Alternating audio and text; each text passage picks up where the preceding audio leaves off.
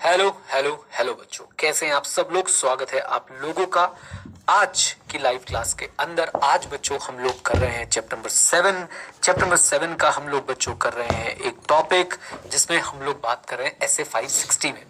ऐसे 560 का अगर बच्चों मैं आपको ओवरव्यू देना चाहूं तो आई होप आपको बेसिक आइडिया तो है। ऐसे 560 किससे डील करता है? सब्सिक्वेंट इवेंट से। सब्सिक्वेंट इवेंट को उन्होंने दो पार्ट में बांट दिया, events and facts.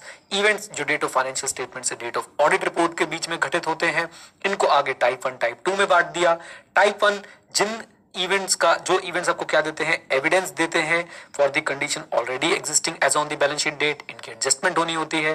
Type 2 events जो आपको एविडेंस देते हैं लेकिन उनकी कंडीशंस ऑलरेडी एग्जिस्ट नहीं कर रही होती है। कहां पे? फाइनेंशियल स्टेटमेंट की डेट पे।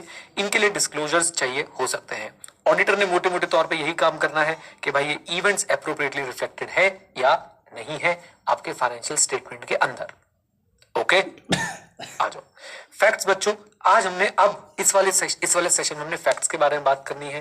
वो फैक्ट्स जो after the date of audit report मिले हैं। अगर ऑडिटर को पहले पता होते तो ऑडिटर अपनी रिपोर्ट को अमेंड कर देता। इनको ऑब्जेक्टिव में क्या था? इनको एप्रोप्रिएटली रिस्पॉन्ड करना है। कम ऑन, इनको क्या करना है? एप्रोप्रिएटली रिस्पॉन्ड करना है। और हमने वही पढ़ना है कि एप्रोप्रिएटली रिस्पॉन्ड कैसे करने वाले हैं। आइए बच्चों, बहुत टेक्निकल टॉपिक है। मैं बीच बीच में आप लोगों को आराम से शांति से, जब भी मुझे लगेगा कि भाई हम बहुत ज्यादा जो है वो ओवरबोर्ड जा रहे हैं या बहुत ज्यादा टेक्निकल हो रहे हैं, मैं आपको एक ब्रेक दे दूंगा, फिर वापस से हम लोग जुड़ जाएंगे। आ जाइए, रिकॉर्डिंग वालों आपकी रिकॉर्डिंग कॉन्टिन्यूसली चलती रहेगी। सो हम बात कर रहे हैं facts which become known to the auditor after the date of auditor's report but before the date the financial statements are issued. तो आप बच्चों फैक्ट्स को भी ना अब दो पार्ट में डिवाइड कर सकते हो। एक वो जो मिल गए आपको कब? बिफोर द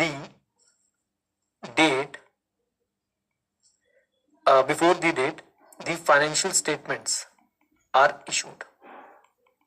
और एक ऐसे फैक्ट्स बच्चों जो आपको पता चले, एक ऐसे फैक्ट्स जो आपको पता चले कब? After the date the financial statements are issued. पहले तो फैक्ट्स को भी अब आप लोग दो पार्ट्स में बांट लीजिए। हाँ जी, फैक्ट्स को भी कितने पार्ट्स में बांट लिए? दो पार्ट में। एक वो जो आपको फाइनेंशियल स्टेटमेंट जिस डेट पे इशू हुए उससे पहले पता चल गए, राइट। और दूसरे वो जो फाइनेंशियल स्टेटमेंट इशू होने के बाद पता चले। दोनों में कॉमन चीज क्या है? दोनों में कॉमन चीज बच्चों ये है, had it been known to the auditor at the date of auditor's report may have caused the auditor to amend the auditor's report. Come on guys, facts को दो पार्ट में डिवाइड कर लीजिए, फाइनेंशियल स्टेटमेंट इशू होने से पहले, financial statement issue होने के बाद। बट ये फैक्ट्स के अंदर कॉमन क्या है? कॉमन यही है कि अगर ये ऑडिटर को पता चल जाते at the date of auditor's report तो ऑडिटर अपनी रिपोर्ट को क्या करता? ऑडिटर ने रिपोर्ट को क्या करता? अमेंड करता। यहां तक क्लैरिटी है? ओके।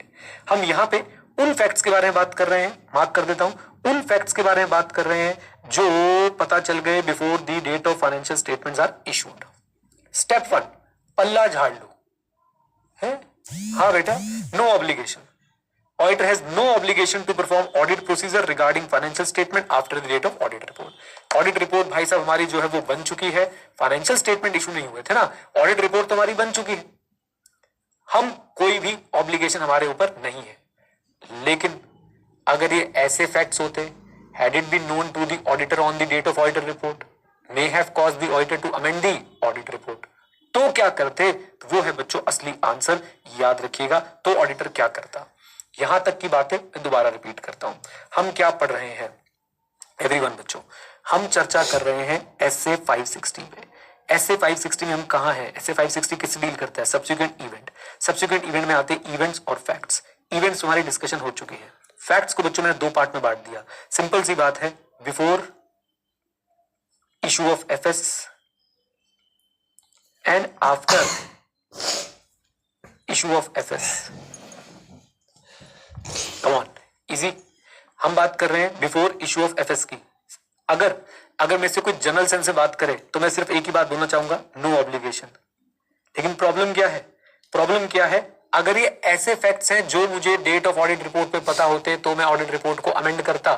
अगर ये ऐसे फैक्ट हैं जो मुझे डेट ऑफ ऑडिट रिपोर्ट पे पता होते तो मैं ऑडिट रिपोर्ट को अमेंड करता, right. Had had it been known to the auditor, समझ गए सारी बातें। यहाँ पे क्या आएगा, had it been known to the auditor on the date of audit report may have caused the auditor to amend the audit report। तो उस केस में बच्चों ऑडिटर को कुछ एक्शन लेना है, और वो एक्शन क्या है जरा देखिए। वो एक्शन है, इधर देखिए प्लीज।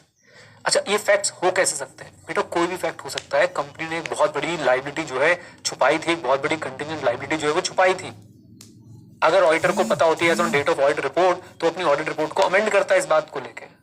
हेलो, कंपनी के अंदर एक बहुत बड़ा फ्रॉड है जो पहले नहीं पता चला था, और अब वो ऑडिट रिपोर्ट इशू करने के बाद, लेकिन फाइनेंशियल स्टेटमेंट इशू होने से पहले ऑडिटर की नजरों में आ गया, उसे पता चल गया, राइट। तो any fact after the date of auditor's report before issue of financial statement, but याद रखिए बच्चों, इन जनरल नो ऑब्लिगेशन। लेकिन अगर ऐसा फैक्ट होता जो ऑडिटर को ऑडिट रिपोर्ट की डेट पे पता होता, तो वो अपनी ऑडिट रिपोर्ट को अमेंड करता, तो ऑडिटर को करना पड़ेगा एक्शन, और एक्शन क्या है, DDI। बोलो क्या है, DDI, discuss determine inquire. Discuss determine inquire.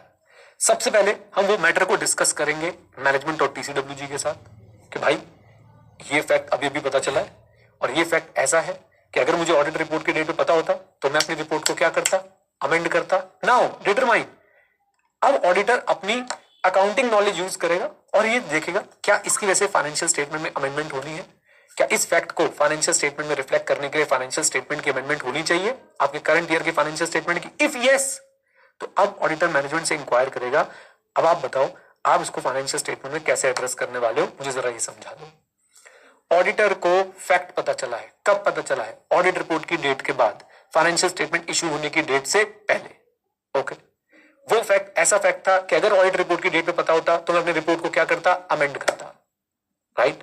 Okay, अब मुझे करना है एक्शन। एक्शन में क्या है, 3 DDI। सबसे पहले discuss with management and TCWG, भैया मैटर है क्या। दूसरा, अब हम लोग ऑडिटर सोचेगा क्या फाइनेंशियल स्टेटमेंट में अमेंडमेंट की जरूरत है, अगर है तो वो मैनेजमेंट से पूछेगा कि बताओ जी आप अभी अमेंडमेंट कैसे करने वाले हो। डन, बोलिए। ओके, मैं आगे तक ले जाता हूं, पहले पूरा पार्ट कंप्लीट कर लूंगा, फिर आपको मौका दूंगा इसे रीड करने का, रिफ्लेक्ट करने का। अब मैनेजमेंट ने क्या किया जी, अमेंड कर दिया। मैनेजमेंट ने क्या किया जी, अमेंड कर दिया। मैनेजमेंट बोला ठीक है साहब, ये कंटीजेंट लायबिलिटी हम दिखा देते हैं फुटनोट के अंदर, नो प्रॉब्लम एट ऑल। अब ध्यान से, अगर मैनेजमेंट अमेंड कर देती है तो ऑडिटर क्या करेगा, ऑडिट प्रोसीजर कैरी करेगा किसके ऊपर, अमेंडमेंट के ऊपर। ओके, अपनी extend the audit procedure to the date of new auditor's report. बच्चों ध्यान से, अब वो नई ऑडिट रिपोर्ट बनाएगा तो अपने प्रोसीजर्स को the audit procedure to the new audit report, अपनी रिपोर्ट की डेट भी वो चेंज करेगा। सिंपल सी बात ये कहना चाहते हैं, अपनी रिपोर्ट की डेट भी चेंज करेगा। And provide a new auditor's report on the amended financial statement. 3 बात वो करेगा। नंबर 1, नए ऑडिट प्रोसीजर लगाएगा अमेंडमेंट के ऊपर और उसकी वजह से जो इंपैक्ट आया होगा फाइनेंशियल स्टेटमेंट के ऊपर। नंबर 2, अपनी ऑडिट रिपोर्ट में नई डेट डालेगा, राइट। इस लाइन का मतलब यही है, carry out the audit procedure to the date of new auditor's report, अपनी ऑडिट रिपोर्ट में नई डेट डालेगा एंड प्रोवाइड करेगा नई report on the amended financial statement. किससे पहले ऑडिट, नई वाली ऑडिट रिपोर्ट की डेट नहीं हो सकती। देखो बेटा, स्टेप क्या होंगे, ऑडिटर ने मैनेजमेंट को बोला भैया फाइनेंशियल स्टेटमेंट में अमेंडमेंट होगी, आप कैसे एड्रेस करने वाले हो। मैनेजमेंट बोला हम अमेंड कर देते हैं। सिर्फ अमेंडमेंट से काम नहीं चलेगा, अमेंडमेंट के बाद फाइनेंशियल स्टेटमेंट अप्रूव भी होंगे, राइट। थप्पा भी लगेगा उनपे CFO का या जो भी रिस्पॉन्सिबल होगा फाइनेंशियल स्टेटमेंट के लिए। पहले हमेशा बच्चों यही होगा, फाइनेंशियल स्टेटमेंट बनेंगे, अप्रूव होंगे और उसके बाद जो है ऑडिटर उन पे काम करेगा, अपनी रिपोर्ट इशू करेगा। तो अब यहाँ पे कह रही है date of new audit report क्या होगी, not earlier than the date of approval of the amended financial statement. Not earlier than the date of approval of the amended financial statement. मैं आपको SS 700 भी याद दिला दूं, SS 700 में भी ये बात लिखी थी कि डेट ऑफ ऑडिट रिपोर्ट कभी भी अप्रूवल ऑफ फाइनेंशियल स्टेटमेंट से पहले की हो ही नहीं सकती है। आप बताओ, अगर फाइनेंशियल स्टेटमेंट अप्रूव नहीं हुए तो क्या आप उनका ऑडिट रिपोर्ट की डेट डाल सकते हो, नहीं। मैनेजमेंट बोलेगी साहब हमने तो अप्रूव ही नहीं किया था, आपने ऑडिट भी कर दिया, शाबाश, राइट। तो सुनिए, मैनेजमेंट ने अमेंड कर दिया, आप अपने ऑडिट प्रोसीजर्स लगाएंगे अमेंडेड फाइनेंशियल स्टेटमेंट पे, ऑडिट प्रोसीजर को एक्सटेंड करेंगे to the date of new audit report और नई ऑडिट रिपोर्ट प्रोवाइड कर देंगे फाइनेंशियल स्टेटमेंट पे। नई ऑडिट रिपोर्ट की डेट किससे पहले नहीं हो सकती, not earlier than the approval of the amended financial statements. Okay, एक बार मैं पूरा पार्ट आपको रिवाइज कराता हूं और फिर आएंगे कि अगर मैनेजमेंट अमेंड ना करती तो क्या होता, अगर मैनेजमेंट अमेंड ना करती तो क्या होता। इधर सुनिए बच्चों मेरे साथ साथ क्या क्या हुआ। सबसे पहले बच्चों आज हम बात किसकी कर रहे हैं, SA 560 में सब्सिक्वेंट इवेंट से फैक्ट्स की। फैक्ट्स को दो पार्ट में बांट दो, before issue of financial statement, after issue of financial statement. कुछ फैक्ट्स आपको पता चल गए before issue of financial statement, या अगर आपको फैक्ट्स पता चले after issue of financial statement, तो आपको क्या करना है। अगर before issue of financial statement पता चले, सबसे पहली बात तो बता दो भैया, ऑडिटर की एज सच कोई ऑब्लिगेशन बनती नहीं है वंस द ऑडिट रिपोर्ट, हाँ जी, once the audit report is issued and financial statements are not issued. लो जी, तो once the audit report is issued, देखिए no obligation regarding financial statement after the date of audit report, I should say after the date of audit report, तो no obligation यहाँ पे लिख भी देता हूँ ताकि हम लोग रिवीजन में कभी गलती ना करें, after the date of audit report, okay. लेकिन फिर वो डायलॉग मारेंगे, अगर ये वो वाले फैक्ट्स हैं, had it been known to the auditor earlier, याद आ रहा है, had it been known to the auditor as on the date of audit report, it may have caused the auditor to change the audit report, then auditor लेगा action. Action में क्या आता है, DDI, discuss the matter with the management and TCWG, determine whether the financial statement needs to be amended and अगर हाँ तो inquire करो management से how they are going to address this in the financial statement. Management कहती है okay we are amending it, no problem. Management अगर amend कर रही है तो हम लोग क्या करेंगे, हम भी अपने ऑडिट प्रोसीजर जो है वो लगाएंगे अमेंडेड फाइनेंशियल स्टेटमेंट पे। हम लोग अपने ऑडिट प्रोसीजर को एक्सटेंड करेंगे till the time of new audit report, till the date of new audit report, and हम लोग फिर नई ऑडिट रिपोर्ट प्रोवाइड कर देंगे फाइनेंशियल स्टेटमेंट पे, अमेंडेड फाइनेंशियल स्टेटमेंट पे। हम किससे पहले की ऑडिट रिपोर्ट नहीं डाल सकते हैं, approval of the new financial statement से पहले की ऑडिट रिपोर्ट हमारी नई ऑडिट रिपोर्ट की नहीं हो सकती है। डन। लो जी, मैनेजमेंट कहती है हम नहीं करते अमेंड, मैनेजमेंट कहती है हम नहीं करते जी अमेंड, लेकिन ऑडिटर को लगता है कि अमेंडमेंट होनी चाहिए। मैनेजमेंट कह रही है हम नहीं करेंगे अमेंड, ऑडिटर को क्या पता चला, फैक्ट, ऑडिटर ने मैटर डिस्कस किया मैनेजमेंट के साथ, ऑडिटर को लगता है अमेंडमेंट होनी चाहिए, उसने मैनेजमेंट से पूछा हाँ भाई अमेंड करोगे, मैनेजमेंट बोला हम नहीं करते अमेंड। तो सवाल ये है क्या मैनेजमेंट को, देखो बच्चों फिर आपको ना पूरा पिक्चर देखनी पड़ेगी। मैं अपनी फर्म में बैठा हूं, मैंने ऑडिट रिपोर्ट पे साइन कर दिए है, मैं अपनी फर्म में बैठा हूं, मैंने ऑडिट रिपोर्ट में साइन कर दिए है, रिपोर्ट मेरी ड्रॉअर में पड़ी हुई है, मैंने मैनेजमेंट को अभी तक दी नहीं है, राइट, मैंने मैनेजमेंट को अभी तक दी नहीं है। मैंने मैनेजमेंट को बोला फाइनेंशियल स्टेटमेंट अमेंड कर दो, मैनेजमेंट बोल रही है हम नहीं करते अमेंड, क्या मैं अपनी रिपोर्ट मैनेजमेंट को दूंगा अभी? आप लोग जो बोलोगे मान जाऊंगा, नहीं। अब बच्चों में क्या करूंगा, अब मैं इसमें जो अपना ओपिनियन है उसे क्या कर दूंगा, मॉडिफाई कर दूंगा कि मुझे लगता है अमेंडमेंट होनी चाहिए, ये अमेंडमेंट कर नहीं रहे हैं और रिपोर्ट अभी मेरी ड्रॉअर में पड़ी हुई है, मैं इसको क्या कर दूंगा, कम ऑन टेल मी, जल्दी बोल दीजिए, मैं इसको मॉडिफाई करके दे दूंगा एज पर एसए 705। बट ऐसा भी तो हो सकता है, फिर से विजुलाइज करो, मैं ऑडिटर, मैंने रिपोर्ट पे साइन किए और मैंने मैनेजमेंट को रिपोर्ट पकड़ा दी, मैनेजमेंट ने भी फाइनेंशियल स्टेटमेंट इशू नहीं करे, मैनेजमेंट ऑडिट रिपोर्ट पढ़ के बड़ी खुश हो रही है, मेरे रश के कमर, और मुझे पता चल गया एक फैक्ट, मुझे पता चल गया एक fact, had it been known to me on the date of audit report it may have caused me to amend the audit report, लेकिन ऑडिट रिपोर्ट अब मेरी ड्रॉअर में नहीं है, मैंने किसको दे दिया, कम ऑन किसको दे दिया, जल्दी बता दीजिए, मैनेजमेंट को दे दिए, फाइनेंशियल स्टेटमेंट अभी इशू नहीं हुए। अब क्या होगा, इधर देखो, report has already been provided to the entity, notify the management and TCWG not to issue the financial statement to the third parties. मैं मैनेजमेंट को तुरंत नोटिफाई करूंगा और बच्चों में मेल से नोटिफाई करूंगा, ऑल्दो ऐसे में नहीं लिखा बट हमेशा रिटन कम्युनिकेशन होना चाहिए ना, कि प्लीज आप ये फाइनेंशियल स्टेटमेंट्स और इसके साथ जो मैंने ऑडिट रिपोर्ट दी है ये अभी आप इशू मत कीजिएगा किसी थर्ड पार्टी को जब तक आप इसमें क्या ना कर दे, अमेंडमेंट। क्यों, मुझे लगता है अमेंडमेंट जरूरी है, आप मना कर रहे हो, मैं आपको रिपोर्ट दे चुका हूं, मैं आपको रोकने की कोशिश करूंगा कि ये फाइनेंशियल स्टेटमेंट आगे इशू मत कीजिए। Is that clear? अच्छा जी, financial statement issued without necessary amendment. लो भाई, इतनी हिम्मत हो गई मैनेजमेंट की। पूरा केस विजुलाइज करो, मैंने ऑडिट रिपोर्ट साइन कर दी है, मान लो ये ऑडिट रिपोर्ट है, मैंने ये मैनेजमेंट को दे दी है, मैनेजमेंट ने ऑडिट रिपोर्ट अपने पास रख ली है, खुश हो रही है, मुझे क्या पता चल गया, फैक्ट, ऐसा फैक्ट जो मुझे डेट ऑफ ऑडिट रिपोर्ट पे पता होता तो मैं क्या करता, अमेंडमेंट करता। लेकिन मैं तो भाई साहब रिपोर्ट दे चुका हूं, मैनेजमेंट को प्रोवाइड कर चुका हूं, मेरी ड्रॉअर में नहीं है, दे चुका हूं मैनेजमेंट को। मैं मैनेजमेंट को क्या करूंगा, एक वर्ड बोलेंगे सब बच्चे चैट में, मैं मैनेजमेंट को क्या करूंगा, कम ऑन टेल मी, मैं मैनेजमेंट को क्या करूंगा, come on everyone tell me, एक word, very good very good, मैं मैनेजमेंट को करूंगा नोटिफाई, मैं मैनेजमेंट को करूंगा नोटिफाई, बस बस बहुत बढ़िया शाबाश, मैं मैनेजमेंट को करूंगा नोटिफाई कि please don't issue financial statement to third parties before amendment. लेकिन मैनेजमेंट ने कर दिए, मैनेजमेंट ने कर दिए। अब बच्चों क्या करेगा ऑडिटर, इधर देखो, auditor shall take appropriate action to seek to prevent reliance on the auditor's report. मतलब क्या हुआ सर इस बात का, ऑडिटर अपने आप को पब्लिकली डिसएसोसिएट कर लेगा इस रिपोर्ट के साथ। वो आईसीआई को इन्फॉर्म करेगा, नेसेसरी एक्शन आईसीआई से भी वो पूछेगा, सीनियर से बात करेगा, इवन लीगल एक्शन के लीगल एक्शन तो नहीं, लीगल रिस्पॉन्सिबिलिटी भी जानने की कोशिश करेगा। क्या मुझे इसके लिए कुछ नोटिस निकालना चाहिए, क्या मुझे इसके लिए कंपनी के साथ कुछ लीगल इंटरैक्शन करनी चाहिए अपने लॉयर्स के थ्रू। और वो किसी भी तरीके से बस ये चाहेगा कि देखो जी अब इस ऑडिट रिपोर्ट पे कोई भी रिलाय ना करे। इवन बच्चों रेगुलेटर्स को भी, जैसे कि एमसीए है, सेबी है, रेगुलेटर्स को भी और हमारी अकाउंटिंग बॉडी को भी जो है वो चिट्ठियां लिख के बता देगा कि मैंने ऐसे ऐसे काम किया था, मैंने रिपोर्ट इशू कर दी थी, मुझे बाद में फैक्ट पता चला और वो फैक्ट पता चलने के बाद मुझे लगा कि मुझे रिपोर्ट अमेंड करती। मैं अगर मेरे पास पहले भी पता होते तो मैं रिपोर्ट को अमेंड करता। मैनेजमेंट को मैंने नोटिफाई किया कि प्लीज इशू मत करो, उसके बावजूद भी मैनेजमेंट ने रिपोर्ट इशू कर दी। And I hereby publicly disassociate myself from this report। और वो मैं ये बातें कहीं पे लिखी हुई है स्टैंडर्ड में, मैं आपको प्रैक्टिकल चीज बता रहा हूं। वो आईसीआई को, रेगुलेटर को और लीगल ऑप्शंस भी अपने सर्च करना शुरू कर देगा कि कैसे कैसे मैं प्रिवेंट कर सकता हूं reliance on my report. Is that clear? बोलो हाँ के ना। इजी, पूरा फ्लो समझे बच्चों, पूरा फ्लो समझे। देखो जितनी शांति से हम लोग पढ़ेंगे ना उतनी शांति से ये कॉन्सेप्ट अंदर जाएगा। अशांति मचाओगे फैल जाएगा। पूरा कॉन्सेप्ट पढ़ते हुए आते हैं जरा साथ में। क्या पढ़ रहे हैं? एसए 560 इवेंट्स और फैक्ट्स की बात करता है, सब्सिक्वेंट इवेंट की बात करता है। उसे दो बातों में डिवाइड कर दिया, इवेंट्स और facts. Facts before issue of financial statement और after issue of financial statement. अगर before issue of financial statement है तो याद रखिए ऑडिटर सबसे पहले तो यही बोलेगा I have no obligation after the date of audit report. But ये वो वाले फैक्ट्स हैं, had it been known to the auditor on the date of auditor's report may have caused the auditor to amend the audit report। then action DDI, discuss the matter with the management। determine करो, determine क्या करने वाले हो, determine whether financial statement needs to be amended। if so inquire करो management से how you are going to address this in the financial statement.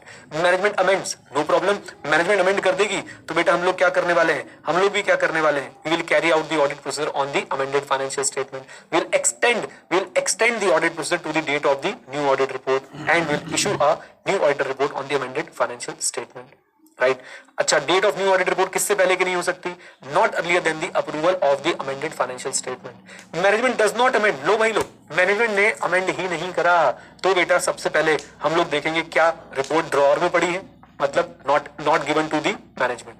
अगर drawer में पड़ी है वहीं पड़ी रहने दो, एसएस 705 के हिसाब से मॉडिफाई करो फिर इशू कर देंगे। लेकिन अगर बच्चों पहले से ही एंटिटी को आप लोग दे चुके हो रिपोर्ट, आप पहले से एंटिटी को दे चुके हो, नंबर 1 नोटिफाई करो मैनेजमेंट को कि इसे किसी थर्ड पार्टी को इशू ना करें, इसे किसी थर्ड पार्टी को इशू ना करें जब तक आप इसमें क्या ना कर लें, अमेंडमेंट ना कर लें।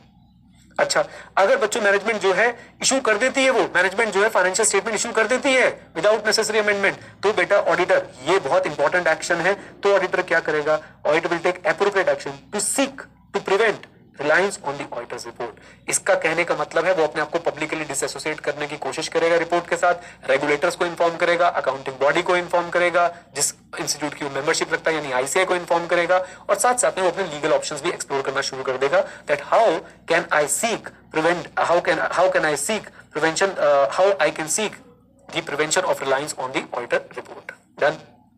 मैं लोगों को कैसे बताऊं कि आपने इस रिपोर्ट पर रिलाय नहीं करना है, मैंने ये काम किया था लेकिन इसमें अमेंडमेंट होनी थी, अब ये लोग कर नहीं रहे हैं। डन। Easy easy. लीजिए बच्चों, ये पार्ट 1 ऑफ द फैक्ट्स खत्म हो जाता है। ओके, आप लोगों ने बहुत अच्छे से साथ दिया, शांतिपूर्वक तरीके से पढ़े।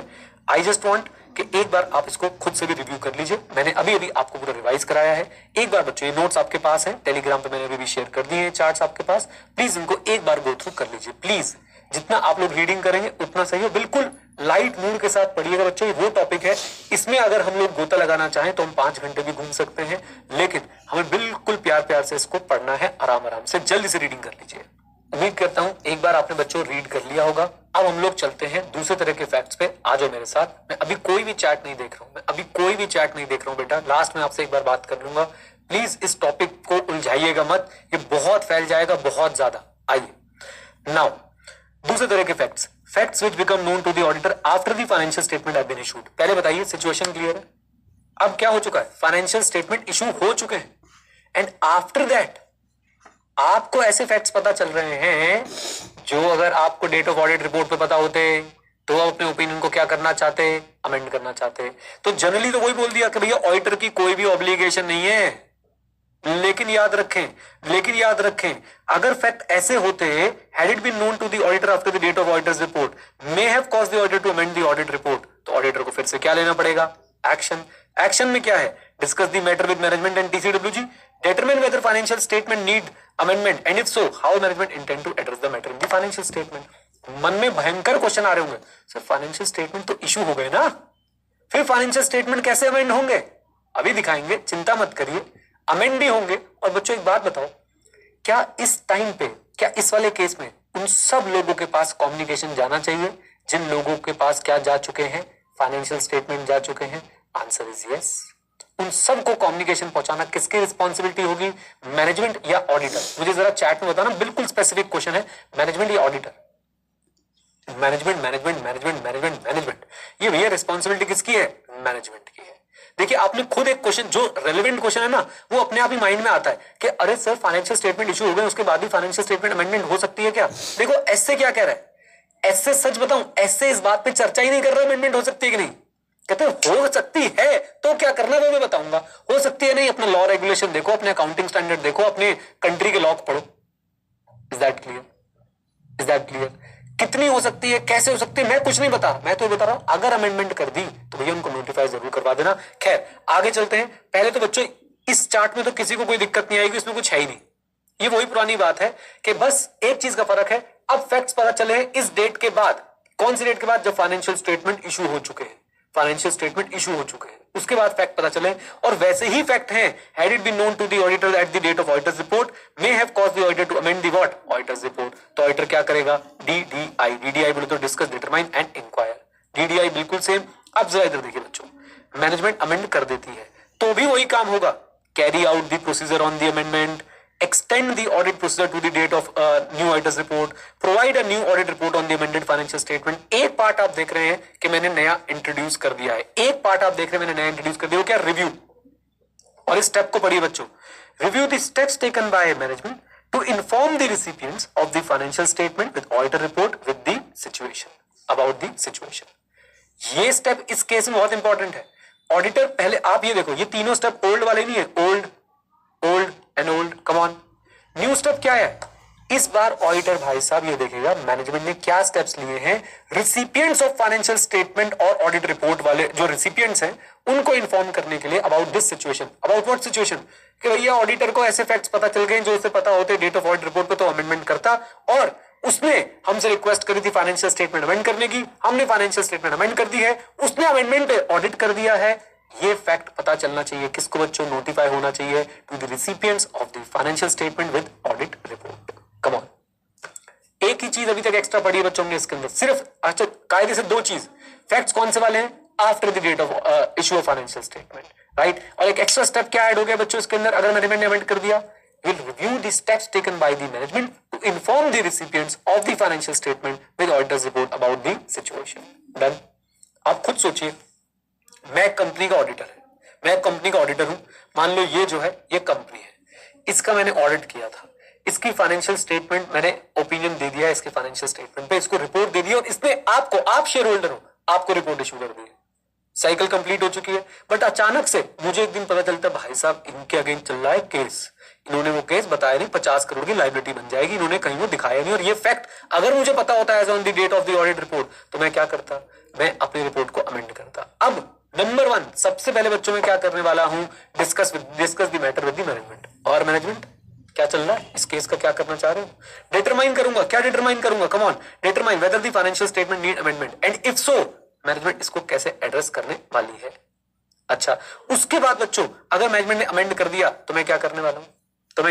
कम ऑन टेल मी नाउ।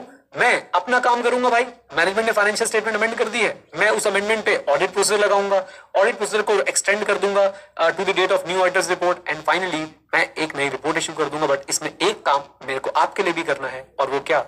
मैं मैनेजमेंट के स्टेप्स को रिव्यू करूंगा जो उसने लिए हैं to inform the recipient of the financial statement with audit report. Come on, yes और नो? ये एक्स्ट्रा स्टेप समझ आया बच्चों आप लोगों को? आ जाइए, अब देखिए ईओएम पैरा। आप बताओ बच्चों, ईओएम पैराग्राफ किस लिए होता था? Emphasis of matter paragraph, matters which are disclose in the financial statement. But वो यूजर की अंडरस्टैंडिंग के लिए बहुत इंपॉर्टेंस रखते हैं। कम ऑन, आइए, in the amended auditor report and EOM para referring to a note to the financial statement that discuss the reason of amendment in the financial statement should be included. अब इसके बाद हम देखेंगे कि भाई अगर amendment नहीं करी, देखो अगर अमेंडमेंट कर दी तो हमने चारों स्टेप्स ले लेने थे और उसके बाद जो है ईओएम पैराग्राफ इंसर्ट कर लेना था। अगर अमेंडमेंट नहीं करी तो क्या करेंगे? अमेंडमेंट नहीं करी है, कोई स्टेप नहीं लिया है to inform the recipient of the situation, right? कौन सी सिचुएशन कि भाई ऑडिटर कह रहा है फाइनेंशियल स्टेटमेंट अमेंड होंगे, राइट? तो उस केस में ऑडिटर सबसे पहले क्या करेगा? नोटिफाई करेगा मैनेजमेंट एंड टीसीडब्ल्यूजी को कि भैया मैं जो है फ्यूचर में रिलायंस को प्रिवेंट कर सकता हूँ, फ्यूचर में रिलायंस को प्रिवेंट कर सकता हूँ, मतलब फ्यूचर में मैं अपने आप को डिसएसोसिएट कर लूंगा अगर आप लोग मेरी बात नहीं मान रहे हो। मैंने आपको पहले भी रिक्वेस्ट करी है कि भैया फाइनेंशियल स्टेटमेंट अमेंड करने हैं और आप लोगों ने बाकी जिन लोगों को फाइनेंशियल स्टेटमेंट इशू कर दिया उनको इन्फॉर्म करना है। एंड अगर आप लोग नहीं, पहले आपने अमेंड नहीं किया, मैं आपको भी नोटिफाई कर रहा हूं। क्या नोटिफाई कर रहा हूं? कि I may prevent future reliance, so auditor will seek to prevent future reliance on audit report. तो ऑडिटर कह रहा है कि अगर आप ऐसे करोगे तो I will go to prevent the future reliance on audit report, I will disassociate my self from the audit report. अच्छा जी, इस नोटिफिकेशन के बाद भी कोई एक्शन नहीं लिया है, still no necessary action taken. अब भाई साहब एप्रोप्रिएट एक्शन लेगा auditor to prevent the reliance, a will take appropriate action to seek prevent reliance on the auditor's report. Prevent reliance का मतलब यही है कि भाई ऑडिटर क्लियरली बोल देगा इस रिपोर्ट पर रिलाय मत करो, इसमें गड़बड़ हो सकती है। इसके लिए पब्लिक स्टेटमेंट देगा, रेगुलेटर को लिख सकता है, जैसे कि आपका सेबी एमसीए या फिर जो है वो आईसीएआई के साथ भी जो है वो कंसल्ट करेगा और इवन अपने लीगल ऑप्शंस भी जो है वो कंसल्ट करेगा कि ऐसी स्थिति में मुझे एज पर लॉ क्या करना चाहिए, राइट? एक्सट्रीम सिचुएशंस होती है बच्चों, ये बिल्कुल एक्सट्रीम सिचुएशंस होती है। एक बार फिर से आप लोगों को मैं बता देता हूं, जरा ध्यान से देखिए क्या क्या करेगा। देखो जी, मैनेजमेंट ने अगर अमेंड कर दिया तो number 1 will carry out the procedures on the amendment, बहुत बढ़िया। अच्छा जी, उसके बाद एक्सटेंड बच्चों, एक्सटेंड क्या करेंगे? Audit procedure to the date of the new auditor's report, हम अपने ऑडिट प्रोसीजर को एक्सटेंड कर देंगे to the new auditor's report. अच्छा जी, and new auditor report on the amended financial statement issue कर देंगे। और साथ साथ में यहाँ पे एक बात आपको एक्स्ट्रा बताई गई है कि हम उन स्टेप्स को भी रिव्यू करेंगे जो मैनेजमेंट ने ली है to inform the recipient of the financial statement with auditors report about the situation। तो जिन रिसिपिएंट के पास फाइनेंशियल स्टेटमेंट पहुंच गई है ऑडिटर रिपोर्ट के साथ, मैनेजमेंट ने उनको इन्फॉर्म करने के लिए क्या जो है वो स्टेप्स लिए हैं, बस ये एक एक्स्ट्रा स्टेप था। ईओएम पैराग्राफ डाल देंगे हम लोग, ईओएम पैराग्राफ डाल के हम लोग क्या करेंगे? In the amended auditor's report and EOM paragraph referring to a note to the financial statement that discuss the reason of the amendment in financial statement should be included. Simple सी बात है, जो अमेंडेड ऑडिट रिपोर्ट होगी उसके अंदर एक EOM paragraph ऐसी स्थिति में जरूर आएगा जिसमें हम लोग उस नोट को रेफर कर देंगे जिसको लेके अमेंडमेंट हुई है फाइनेंशियल स्टेटमेंट के अंदर। अभी मैं आपको एक एग्जांपल भी दिखाता हूं, डोंट वरी एट ऑल। देखिए, नो स्टेप्स, अगर मैनेजमेंट स्टेप्स नहीं लेती है कुछ भी, ना ही अमेंड करा है उसने, दोनों स्टेप्स लेने जरूरी है, और ना ही उन्होंने इन्फॉर्म किया है रिसिपिएंट्स को ऑफ द सिचुएशन। अगर इन दोनों में से भाई नहीं कर रहा है वो, ये दोनों काम नहीं करे उसने, तो क्या करेगा ऑडिटर? ऑडिटर मैनेजमेंट को नोटिफाई करेगा मैं प्रिवेंट कर सकता हूं फ्यूचर रिलायंस, और अगर अभी भी कोई एक्शन नहीं लिया है तो auditor will take appropriate action to prevent the future to prevent the reliance on the auditor's report. Done, लीजिए, तो ये पार्ट भी हमारा यहाँ पे आके हो जाता है कंप्लीट। अब मैं आपको एक एग्जांपल दिखाने की कोशिश करता हूं, जरा साथ दीजिएगा थोड़ा सा। लो भाई लो, ये एक एग्जांपल है बच्चों, आपके सामने स्क्रीन पे आ रहा होगा। देखिए, revised independent auditors report, metropolis health care limited, ये कंपनी है। इस कंपनी की देखिए क्या लिखा है, हेडिंग है, report on the audit of the revised standalone financial statement. This report supersedes our report dated 24 May 2022। Okay, लीजिए, तो ये सबसे पहली बात यहाँ पे देखिए आप लोग क्या कह रहे हैं, ये कह रहे हैं भैया देखो ये रिपोर्ट जो है वो सुपरसीड करती है किसको? जो हमारी खुद की रिपोर्ट थी 24 मार्च 2022 की। इस रिपोर्ट की मैं आपको डेट दिखा दूं पहले। इस रिपोर्ट की अगर आप डेट देखेंगे तो वो रिपोर्ट की डेट है 18 जुलाई 2022 में। पहले इन्होंने फाइनेंशियल स्टेटमेंट ऑडिट करके रिपोर्ट इशू कर दी थी, और उसके बाद कुछ चीजों के चलते, सब्सिक्वेंट इवेंट्स के चलते इनको जो है वो दोबारा रिपोर्ट इशू करनी पड़ी। और इस रिपोर्ट में आप देखेंगे ईओएम आया हुआ है। ईओएम पैराग्राफ में क्या करेंगे? ईओएम पैराग्राफ में ये आपका ध्यान आकर्षित करेंगे उन फाइनेंशियल स्टेटमेंट में, उन नोट्स की तरफ पे, उन फाइनेंशियल स्टेटमेंट में नोट्स की तरफ पे जहां पे वो चीजें लिखी हुई है जिसकी वजह से फाइनेंशियल स्टेटमेंट क्या हुई थी, अमेंड हुई थी। आप इसको यहां से पढ़िए। देखिए, ईओएम पैराग्राफ में क्या करेंगे हम लोग? ईओएम पैराग्राफ के अंदर हम लोग क्या करेंगे? हम लोग उस नोट को रेफर कर देंगे इन द फाइनेंशियल स्टेटमेंट जो डिस्कस करता है रीजन ऑफ अमेंडमेंट। हम लोग उस नोट को रेफर कर देंगे इन द फाइनेंशियल स्टेटमेंट जो डिस्कस करता है रीजन फॉर द अमेंडमेंट। आइए मैं आपको दिखाता हूं। देखो क्या करें, we draw your attention to note 2 and 46। तो नोट को रेफर कर देंगे जो डिस्कस करता है reason for the amendment of the revised standalone financial statement which describes the basis of preparation and scheme of merger respectively। Okay तो हुआ क्या था, इस कंपनी का एक मर्जर हुआ था, मर्जर को जो है एक इवेंट सब्सिक्वेंट इवेंट माना गया है और फिर उसके हिसाब से जो है प्रॉपर बैलेंस शीट बनाई गई है। ये बेसिकली कुछ लीगल रिक्वायरमेंट्स होती हैं, आपको उसमें जाने की जरूरत नहीं है। As explain in detail therein these revised standalone financial statement for the year ended 31st March 2002 have been prepared pursuant to composite scheme of arrangement for merger of its 8 wholly owned subsidiary, okay, with the company from the specified retrospective appointed date। तो retrospective appointed date से जो है merger किया गया था as approved by the legal authorities NCLT Mumbai bench wide order number this as per the requirement of Ind AS 103 business combination। ये सब बातें आपको भी समझ नहीं आएंगी, बस retrospective date से इनका जो है मर्जर अप्रूव हो गया था। तो we issued a separate auditor report dated 24th March 2022 on these standalone financial statement to the members of the company। हमने पहले से एक रिपोर्ट जो है वो इशू करी थी। Okay, aforesaid petition have been approved subsequently, बाद में पिटीशन अप्रूव हो गई। The company have now prepared the revised standalone financial statement incorporating the impact of merger from 1st April to 2020 in accordance with the provision of SA 560। तो as per SA 560 subsequent event issued by the Institute of Chartered Accountants of India, our audit procedures, हमारे जो audit procedures हैं in so far as they relate to the revision of standard financial statement carried out solely on this matter and no additional procedure have been carried out for any other events occurring after 24 May 2022। तो क्या कह रहे हैं, 24 मार्च 2022 के बाद हमने और किसी इवेंट के ऊपर ऑडिट प्रोसीजर नहीं लगाए हैं। हमने ऑडिट प्रोसीजर सिर्फ और सिर्फ इसी जो इवेंट है उसी के ऊपर हमने लगाए हैं। Additional procedure are restricted are solely carried out on this matter, which matter, जो ये आपकी रेट्रोस्पेक्टिव डेट से जो है इनकी स्टैंडअलोन फाइनेंशियल स्टेटमेंट्स नहीं बनी है, राइट। हमने जो है उस पर क्या कर दिया है, हमने उसी के ऊपर जो है अपने ऑडिट प्रोसीजर लगाए हैं। अच्छा जी, Our earlier audit report date on the earlier standalone financial statement is superseded। मतलब ये रिपोर्ट उस रिपोर्ट के ऊपर आ गई है, ये रिपोर्ट उस रिपोर्ट को सुपरसीड कर दी है, अब उसको छोड़ दीजिएगा। Our opinion is not modified in respect of the above matter। ये तो हमें लिखना ही होता है, कहाँ पे लिखना होता है हमेशा, अगर आपको ध्यान हो बच्चों, तो हमेशा जब भी आप EOM डालते हैं तो आपको क्लियरली एक बात बतानी होती है कि भाई हमारी जो ये रिपोर्ट है ये मॉडिफाइड नहीं है because of this matter, right. इतना आपके लिए बहुत है। ये लीजिए, हमने एक रिपोर्ट भी देख ली जहां पे आपको दिख रहा है कि भाई कैसे जो है वो रिवाइज्ड इंडिपेंडेंट ऑडिटर रिपोर्ट बनाई गई है। ऐसे 560 का इम्पैक्ट भी जो है मैंने आपको यहाँ पे दिखा दिया है। ओके, चलिए अब चलते हैं आगे और देखने की कोशिश करते हैं कि हमारे पास और क्या क्या चीजें यहाँ पे बची हुई हैं। बच्चों मैं आपको इस पे पहले क्वेश्चन दिखाता हूँ और फिर जो है इसका बचा हुआ चार्ट जो है वो कवर कर लेंगे। आ जाइए मेरे साथ। आपके क्वेश्चन बैंक में सवाल होगा, आप लोग वहां से देख सकते हैं। The auditor has no obligation to perform any audit procedure regarding the financial statement after the date of auditor's report। तो पहली स्टेटमेंट लिखिए के साथ, ऑडिटर की कोई ऑब्लिगेशन नहीं to perform any audit procedure regarding the financial statement after the date of audit report. Yes, we agree. However, when after the date of auditor's report but before the date of financial statement are issued, a fact become known to the auditor, had it been known to the auditor at the date of the auditor's report, may have caused the auditor to amend the auditor's report, explain the auditor's obligation in the above situation। पहले मुझे बताइए क्या आपको question समझ में आया? Question में आपसे सीधे सीधे बोल रहे हैं कि देखो भाई सिचुएशन ये है कि आपने ऑडिट रिपोर्ट जो है वो इशू कर दी है, फाइनेंशियल स्टेटमेंट इशू नहीं हुए हैं, आपको एक फैक्ट मिला है जो आपको पहले पता होता तो आप ऑडिट रिपोर्ट को अमेंड करते। आपकी ऑब्लिगेशंस क्या हैं? पहले तो बच्चों मैं आपसे सुनना चाहूंगा आपकी ऑब्लिगेशन क्या है, आप क्या कहते हैं। मैं बच्चों चैट ओपन कर रहा हूं, मुझे बताइए आपकी कोई ऑब्लिगेशन है, क्या क्या ऑब्लिगेशन है आपकी, मुझे बताओ। सबसे पहले तो आप यही बोलेंगे कि भैया देखो as such there is no obligation, but क्योंकि ये फैक्ट्स ऐसे हैं, कौन से कैसे फैक्ट्स हैं, पूरी भूमिका बनाते हो, क्योंकि ये फैक्ट्स ऐसे हैं जो अगर मुझे डेट ऑफ ऑडिट रिपोर्ट पे पता होते तो मैं अपनी ऑडिट रिपोर्ट कमेंट करता, and therefore I have to do DDI। What is DDI? Come on DDI, come on tell me.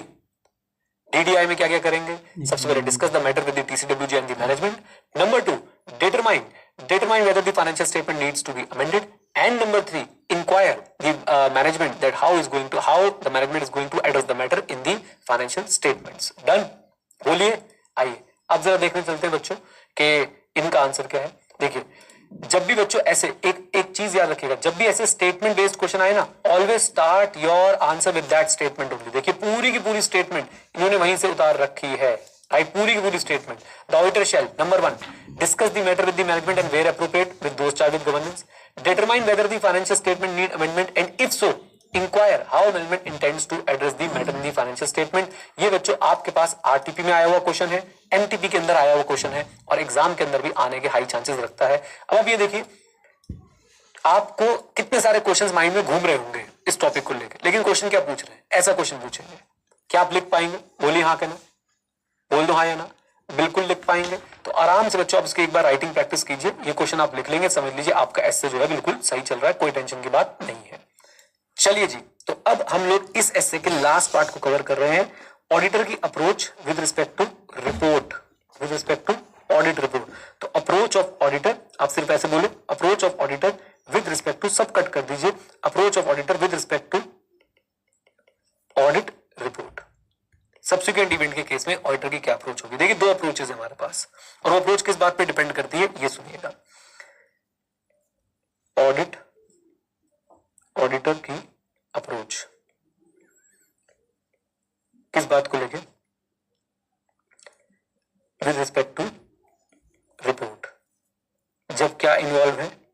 Subsequent events involve है। तो दो बातें हो सकती हैं, सब्सिक्वेंट इवेंट की वजह से स्पेसिफिक अमेंडमेंट हो रही है, मतलब भाई कोई केस लॉ था, वो हार गए या जीत गए, उसकी वजह से कुछ अमेंडमेंट होनी थी, वो अमेंडमेंट कर दी। या फिर ब्रॉड अमेंडमेंट्स हो रही है, ब्रॉड फाइनेंशियल स्टेटमेंट इश्यूज निकल के आए हैं।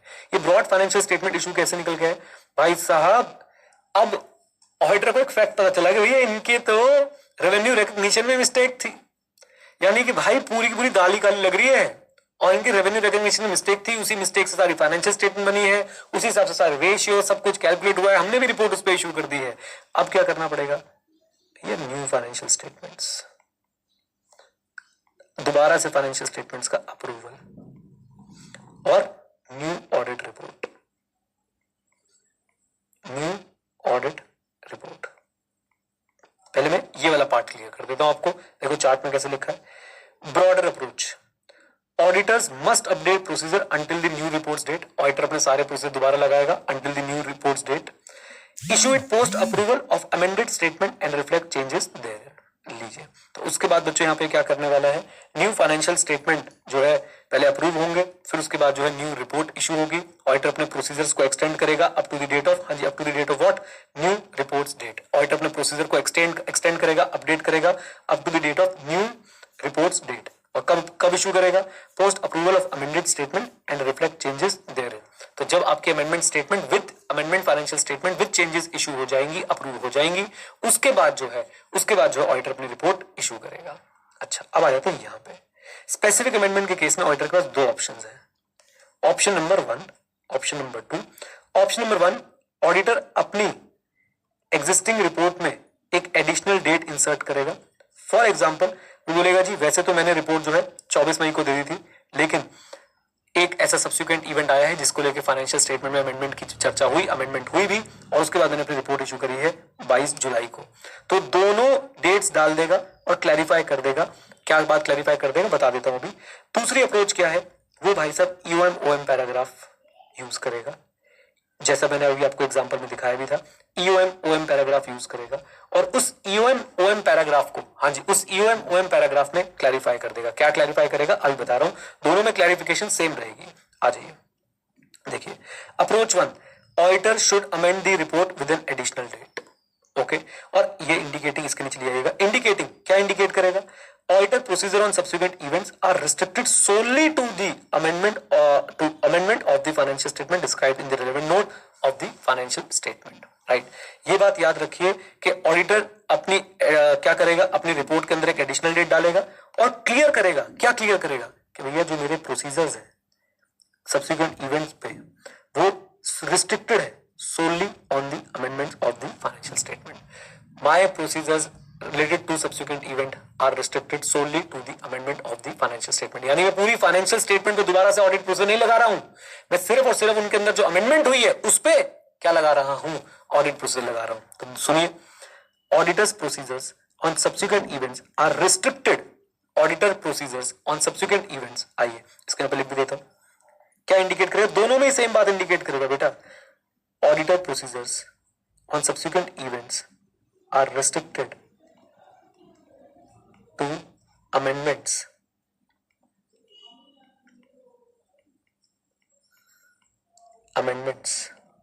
Auditor procedure on subsequent event are restricted to the amendments of financial statement, are restricted to the amendments of financial statement which are described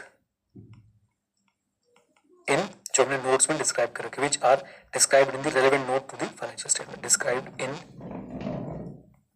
relevant note to the financial statement। बहुत ही वेग सा topic है, exam में नहीं पूछना चाहिए, CA final में भी नहीं है, बट कोई बात नहीं, आपको पढ़ा रहे हैं, हम लोगों ने भी पढ़ा दिया।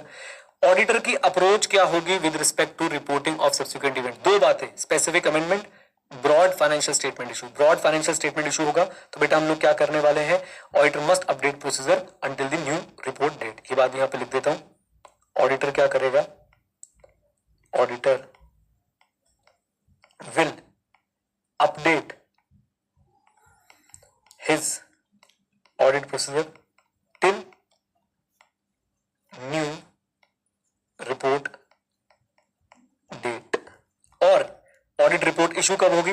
Audit report will be issued, audit report will be issued only after what?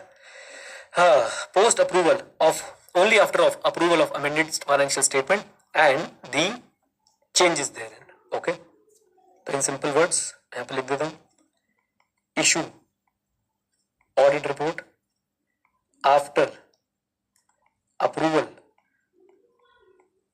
of amended financial statement, amended financial statement. बस ये दो अप्रोचेस है, राइट। फिर से देखिए, ये स्पेसिफिक अमेंडमेंट वाला बच्चों एक अप्रोच तो हमने एग्जांपल देख लिया, जनरली ऐसे ही प्रैक्टिकल ऐसे ही काम होता है, राइट। एक अप्रोच और देखिए स्टैंडर्ड ने कि आप एडिशनल डेट डाल सकते हैं, डुअल डेटिंग आप लोग जो है वो कर सकते हैं, राइट। इसे डुअल डेटिंग भी बोलते हैं, अगर आपको विश्वास ना हो तो एक बार चेक कर लीजिएगा, this is the concept of dual date.